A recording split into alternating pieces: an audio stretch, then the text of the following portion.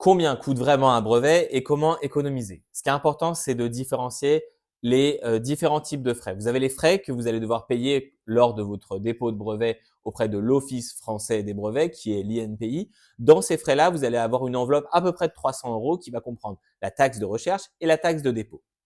À cela, vous allez devoir payer tous les ans une taxe annuelle qui s'appelle une annuité, qui va permettre de garder en vigueur votre brevet durant 20 ans. Une fois ces taxes prises en compte, vous allez avoir aussi d'autres frais. Il faut savoir qu'avant de déposer une demande de brevet, il est généralement conseillé de faire une étude de brevetabilité. Une étude de brevetabilité, ça coûte entre 500 € et 2000 € en fonction de la prestation et de votre invention.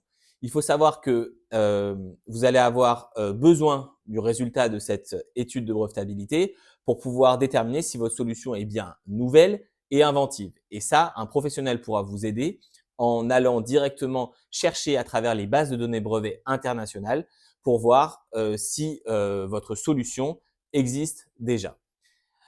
Ensuite, il y a les frais liés à la rédaction du brevet. Ça, c'est les frais qui sont en fait auxquels vous ne pourrez pas passer à côté, car il est très important de faire appel à un professionnel pour rédiger une demande de brevet. Pourquoi c'est important? Parce qu'un professionnel va vous permettre de rédiger des revendications et ces revendications vont définir la portée de protection de votre brevet. Si ces revendications sont mal rédigées, alors vous allez avoir une portée de protection peut-être trop faible et un concurrent pourra facilement contourner votre brevet et reproduire une solution similaire à la vôtre. Donc, le principal danger à comprendre n'est pas le refus d'avoir un brevet parce que je l'ai rédigé moi-même, mais plutôt le fait que mon brevet n'a pas de force de protection suffisante parce que je l'ai rédigé moi-même.